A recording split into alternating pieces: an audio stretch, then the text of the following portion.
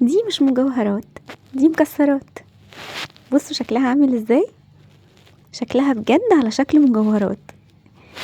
دي من صفحة يسرا مارشميلو، عاملة اشكال رهيبة للمكسرات المتغطية بالشوكولاتة. مش قادرة اقول لكم شكلها حلو ازاي، وعاملة منها الوان كتير، الاصفر والاحمر، والمتغطية جوز هند. هندوقها دلوقتي ونشوف. دلوقتي انا بنده سلمى تدوقها معايا. انا اسفة يا جماعة، بعد ما سجلت لقيت ان مفيش صوت، اتضايقت قوي، بس قلت مش مشكلة اعمله فويس اوفر وانتم مننا وعلينا. بصوا الباكج عامل ازاي، وشكل الحاجة من جوه حلوة ازاي. يلا بقى ندوق مع بعض. هندوق اللي ايه لونها ابيض دي.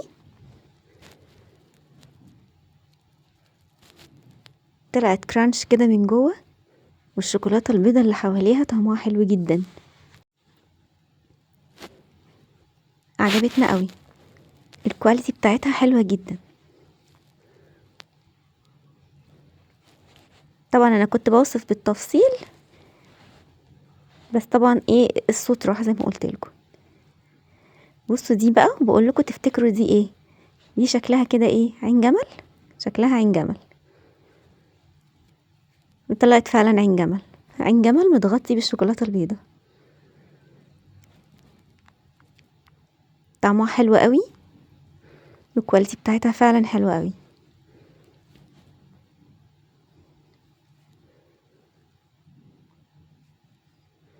هندوق بقى الصفرة دي، وبرضو مش عارفين هتكون ايه.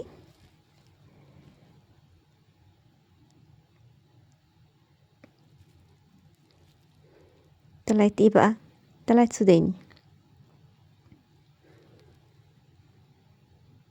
سوداني متغطي برضو بطبقة من الشوكولاتة، بس مدية طعم. انا كنت بقول لكم انها زي الحمصية، عارفين الحمصية بتاعت حلاوة المولد، مدية نفس الطعم ده. طعمها لذيذ. الحمرا بقى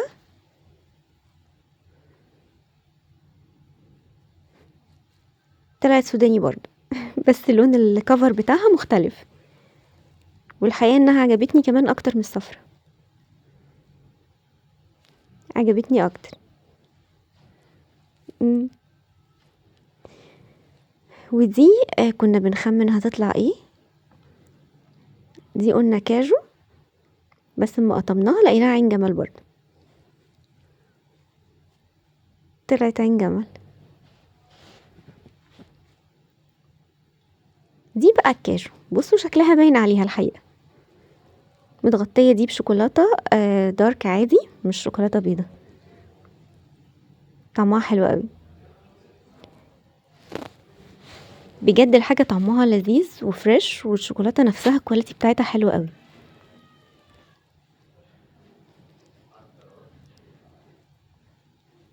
اخر حاجة بقى، دي اللي متغطية بشوكولاتة بيضة وجوز هند. وطلعت ايه، طلعت لوز. تحفة. اكتر حاجة عجبتني فيهم كلهم، انا اصلا من محبي اللوز، وكمان ميكس الشوكولاتة البيضة مع جوز الهند عاملين ميكس تحفة. دي المفضلة ليا بجد. كمان دي اكتر واحدة عجبت سلمى. كلهم حلوين. انا هدوق اللي لونها ذهبي دي. بنفكر لقيناها نفس الحاجة المقرمشة من جوه، بس طعمها برضو من بره مختلف. هي بصراحة عاملة حاجات حلوة قوي،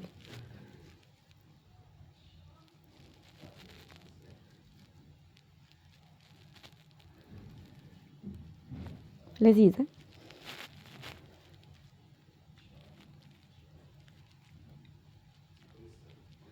بقول لكم ان المفضلة عندي زي ما قلت لكم اللي هي اللوز المتغطي بجوز الهند، ده حلو قوي.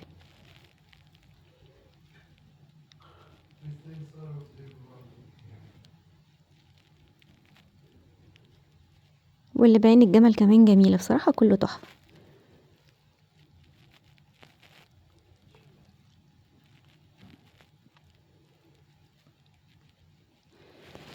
طبعا انا بما اني جبت من يسرا مارشميلو، ما ينفعش يعدي كده من غير ما ايه ما اجيب حاجات تانية. بس دي الصراحة كانت جفت.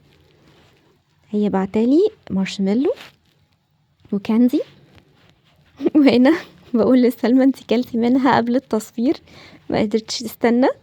الحاجة بصراحة حلوة ومغرية جدا، شكلها حلو جدا وطعمها حلو جدا. الكاندي بتاعتها تحفة، حلوة قوي.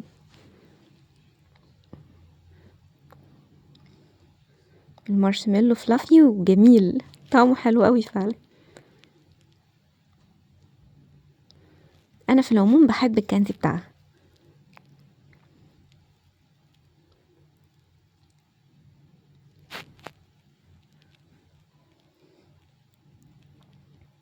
هقطم قطمة تانية وبعدين هوريكم اللي انا جبته من عندها. ما ينفعش خالص ان انا اجيب من عند يسرا مارشميلو ما اجيبش الكاندي فروت او الفروت كاندي.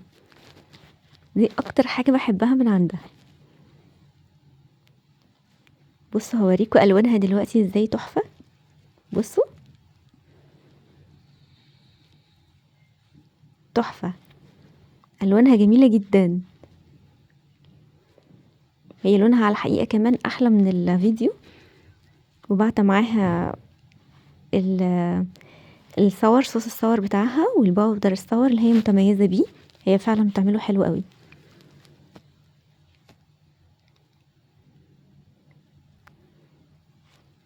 حلو جدا، بيطلع من الفريزر قبلها ب5 دقايق وتاكلوه تحفة.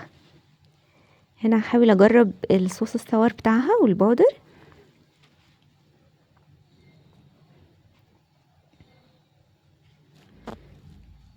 انا ماليش في الصور قوي يعني، بس هو بصراحة حاجتها مميزة.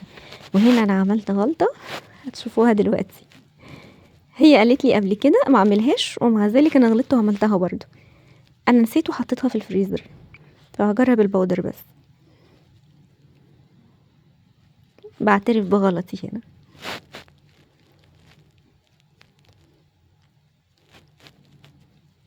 فهدوق بقى بالباودر وخلي الصوص الصور دلوقتي بره لحد ما التجميد بتاعه يفك.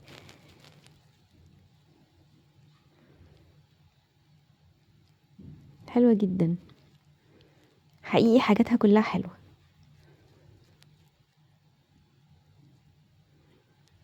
اللي بيحب الصور هيحبها جدا.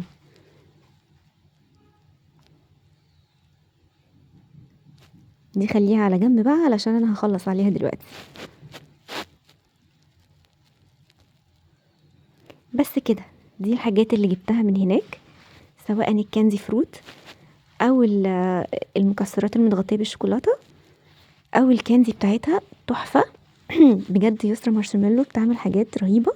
كل اللي بينزل جديد لازم بتكون هي اول واحدة عاملاه، وبمكونات كلها فخمة بصراحة، وتستاهل ان انتوا تجربوها. يلا باي باي.